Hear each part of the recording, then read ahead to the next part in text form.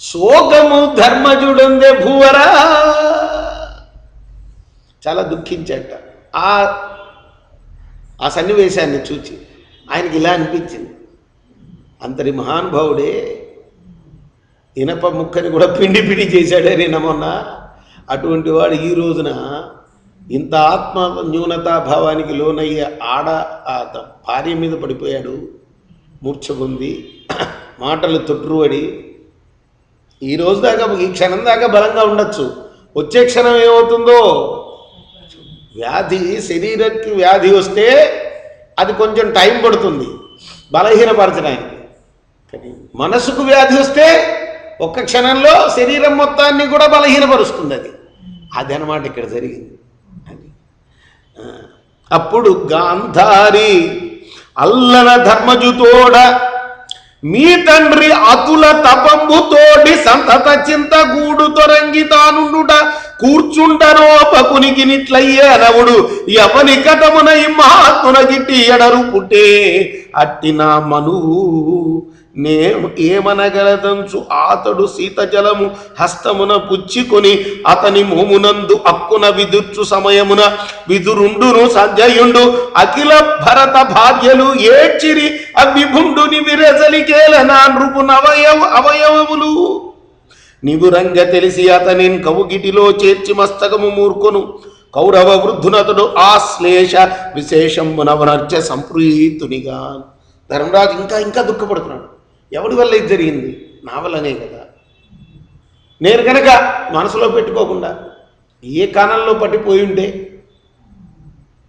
ఈ రాజ్యాన్ని కోరుకోకుండా, ఈ యుద్ధాన్ని కోరుకోకుండా ఉన్నట్టయితే ఇంత పనే ఏది కాదు కదా. అయ్యో మహానుభావ, మీరు ఇలా పడిపోయారా అంటూ దుఃఖిస్తూ ఆయన్ని తన కౌగిట్లో చేర్చుకొని మీద కాసిని చల్లనీళ్ళు చల్లి అతనికి స్పృహ వచ్చేటట్టుగా చేశాట. అట్లు తెలివంది ధృతరాష్ట్రుడు ధర్మరాజుతో, నాకెట్లును తపంబునకై కారణంబునకు పోవవలయునిన, ఎలా అయినా సరే నేను వెళ్ళాల్సిందే అన్నాడు ధృతరాష్ట్రుడు. ఆ జనపతి నీవు ఆరగింపుము ఆ పని మరి చెప్పెదనని త్రోపుమాటగా పలికిన. త్రోపుమాట చూసారా, ఇది ఒక మన అచ్చ తెలుగు మాట. అంటే త్రోచిపుచ్చడానికి, ఆ కాలాన్ని త్రోచిపుచ్చడానికి, ఆ టైంని దాటించడానికే సరేనన్నట్ట. ధృతరాష్ట్రుడు ఏమో నువ్వు ఒప్పుకొని నేను వెళ్ళని అంటున్నాడు కదా, ఇప్పుడు ఎట్లయినా నువ్వు ఒప్పుకోవాల్సిందే నన్ను పంపించు కారణానికంటే, సరేలే అని ఒక త్రోపు మాటగా ఆ టైంకి అది తప్పించడానికి అలా అన్నట్టు ఆయన.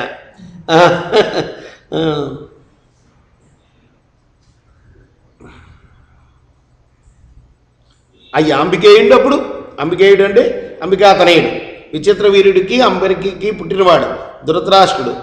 వైచిత్ర వీర్యుడు అంటే విచిత్ర వీరుడు కొడుకు, అంబికేయుడు అంటే అంబిక్ కొడుకు. ఇట్లా తల్లిదండ్రుల పేర్లతోటి పిల్లవాడిని పిలుస్తూ ఉంటారు. ఇట్లా పెక్కు మాటలు ఆడ శక్తి లేదు, నన్ను ఇంకా అలజడి పెట్టకము, తపశ్చరణంబుకు నీ ఆజ్ఞ వడసికానికి కుడవననియే. చూసారా, ఇదంతా ఎందుకు జరిగింది? భీమసేనుడు నిన్న చెప్పుకున్నాం, ఎప్పుడు ఏకాంతం దొరికితే చాలు, నలుగురు ఉన్నప్పుడేమో ఆహా ఓహో అని పొగిడేవాట ధృతరాష్ట్రుడిని, ఏకాంతంలో దెప్పుతూ ఉండేవాట, మా ముష్టి కూడు తింటున్నావు అది ఇది అని. ఇది నకుల సహదేవులు కూడా విన్నారు కానీ భయం కొద్ది ధర్మరాజుకి చెప్పలేదు ఈ విషయం. ధర్మరాజుకి కుంతికి ఎవరికి తెలియదు ఇలా జరుగుతూ ఉన్నది అని. ఈయన దాంతో ఆ డిప్రెషన్కి గురి అయ్యాడు ధృతరాష్ట్రుడు అనమాట. నాకొద్దు నాయన, నేను తపశ్చరణం చేసుకుంటానని వదిలేయన్నట. నీ ఆజ్ఞ వడసి కానీ వెళ్ళను, నువ్వు రాజువి, దీనికి నీ ఆజ్ఞ పొంది కానీ నేను వెళ్ళను అన్నట. అవి అవసరమున్న సాత్యవతేయుండు కృపావిధేయుండై అచ్చరికి వచ్చి సకల జనంబుల వినతులు గైకొని దీవెనలిచ్చి ఆ ధర్మతనయుని ఆనందంబు ఆలోకించి వచ్చాడు, దిగాడు. ఎప్పుడు కష్టంలో ఉంటే పాండవులు అప్పుడు సాత్యవతేయుడు దిగుతాడు. ఎవరు? సత్యవతి పుత్రుడు వేదవ్యాసుల వారు. ఆయన ప్రత్యక్షమయ్యాడు. ప్రత్యక్షమై ధర్మతనయుడిని చూసి ఇలా అంటున్నాడు, అంబికేయుడు చెప్పునట్టుల చేయము.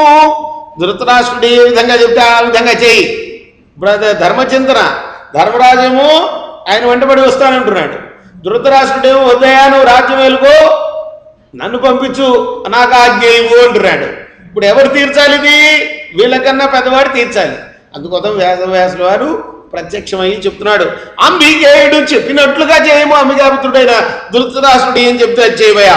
వృద్ధుడు ఆత్మజ విరహితుండు అయిన ఈతడు తపమాచరింపక కోరకున్నే గాంధారి శోకోపశమము దాలి వినోదవి ఇందాక ప్రవర్తించే ఇంకా ఈ యమకును ఇది తలపు కావున నీకు నీ కార్యంబు చెప్పగ వచ్చితి. వీరి పోనిచ్చుటొప్పు, వీరిని పోనివ్వటం ఒప్పు, అదే సరైన పని. గాంధారి కూడా అదే కోరుకుంటుంది కాబట్టి ఇద్దరిని పోని. అనగా పూర్వరాజన్యులు సనిన ఎట్టి సౌఖ్య పదమున ఈ రాజు సనుట మేలు. ఇదివరకు రాజులందరూ కూడా ఇలానే చేశారయ్యా. వృద్ధులైపోయిన తర్వాత వానప్రస్థం చేరి అక్కడ తపస్సు చేసుకున్నారు. అలాగనే వీళ్ళు కూడా అలా చేయడమే మేలు. కాన ఈతనిని కానన గమనమునకు ఈ మనుజ్ఞ విచారంబులెల్ల తక్కి ఇంకా వేరే విచారం మానేసాయి, వేరే ఆలోచన వద్దు, ఆయనకి అనుజ్ఞ ఇచ్చేసేయి వెళ్ళటానికి. నీ వినయము భక్తియు సంభావనమును వీరి వగల బాపగా శుశ్రూషావశవర్తిత నడిచితి భూవర చిరకాలం ఇంకపో నిమ్ము తగను. ఎంతో వినయంతో, ఎంతో భక్తితో, ఎన్నో సంభావనలతోటి వీరికి శుశ్రూష చేశావు ఇన్ని రోజుల నుంచి. కాబట్టి ఓ భూవరా ఇక్క వాళ్ళని పోని వనప్రస్థానికి. అనవిని ఆ గురుప్రవరుడు ముని వల్ల భూమోము చూచి ఇట్లను మహితాత్మ మాకు గురుడన్నను ధర్మ విధోపదేష్ట అన్నను పరదైవమన్నను మనప్రియ కార్యకలాప వర్త అన్నను విను నీవా నీదు వచనంబునకు అడ్డము పలుకువాడనే. అనుభవ గురుడన్నా నువ్వే, ధర్మోపదేశం చేసేవాడివన్నా నువ్వే, మాకు పరదైవం నువ్వే. మా మనస్సు ఏ విధంగా నడుస్తుందో అదంతా కూడా నీకు తెలిసిన వాడవు. మా మన ప్రియ కార్యకలాప కర్తవు నువ్వు, మా మనస్సును నడిపించేవాడివి కూడా నువ్వు. అంటే వేదవ్యాసుడు విష్ణు రూపుడు కదా, దైవం కదా ఆయన. నీ వచనానికి అడ్డం పలికేవాడినా నేను అనిన ఆ మహాత్ముడను రాజులకు రణమరణముండే దృఢ సమాధి తనువు విడువటుండే కాక వృద్ధులై రోగకల్పమున చావు మేలే భరత ముఖ్య. ఒకటి ఆలోచించవయ్యా ధర్మరాజా, రాజు అయిన వాడికి సమరంలో చావటమో లేక సమాధి పొందటమో అంటే ఈ రెండే, రణమరణమో లేక దృఢ సమాధియో. అంతేగాని అంటే తపస్సు చేసుకుంటూ సమాధి పొందటమో లేకపోతే యుద్ధంలో చావటమో, ఇవి రెండే మేలు. కానీ వృద్ధులై రోగ తల్పమున చావు మేలే. ఇక్కడ పడి ఉండి వృద్ధులయ్యి రోగాల పాలయ్యి చావటం మేలా? ఏది మేలు ఆలోచించునైనా ధర్మరాజా అని విని ధర్మతరయుండు ఒండు వలక వెరచి ఇట్లని ఇంకా వేరే మాట్లాడటానికి మనసొప్పక ఇలా అన్నట్ట ధర్మరాజు. అనగా ఈ కురుముక్షణ కనుజ్ఞయే నిశ్చితిని మహత్తర మగుమి అనుమతియు పడసే చనుకాక నిజేచ్ఛను నాకు విఘ్నకరణము తగునే. నేను ఆయన యొక్క ఇచ్ఛకి విఘ్నం చేయడం తగదని మీరు చెప్పిన మాటలను బట్టి తెలుస్తుంది మహానుభావ. సరే, మీరు చెప్పినట్లే అనుజ్ఞ ఇచ్చాను ఈయనకి. మీ మహత్తరమైన మీ అనుమతి ఉండటం వల్ల నేను అనుజ్ఞ ఇచ్చాను. అనుడయు ప్రియమంది ఆ మహాముని ఆ మహేశ్వరుతో పాండుడి నృపాల గద్దెనుడి కొని క్రతువులు సేయించి అవిరళ భోగానుభవము నడిపి ఈతని వారల ప్రీతిని ఇచ్చించి తా శిష్యుండపోలే సంసేవనము భక్తిమై వనరించే పదపడి నీవును దిగ్విజయాదుల తేజము ఇతని వందురట్లుగా చేసి ఒకట పిదప దాన 13 వర్షముల్ ధరణి ఏలే నీవు శుశ్రూష ఇత్తరి నేతి నడిపి అతని మది లేదు కలక ఒక్కింత ఏని. ఇంకా అంటున్నట్ట వ్యాసులు, ఆయన 13 సంవత్సరాలు నువ్వు శుశ్రూష చేసావు ఆయనకి. ఇంకా నువ్వు కూడా ఏమాత్రం కూడా దిగులు పడవాక ఆయన గురించి ఎంతో భక్తితో ఎంతో వినయంతో సంసేవనం చేసావు ఆయనకి.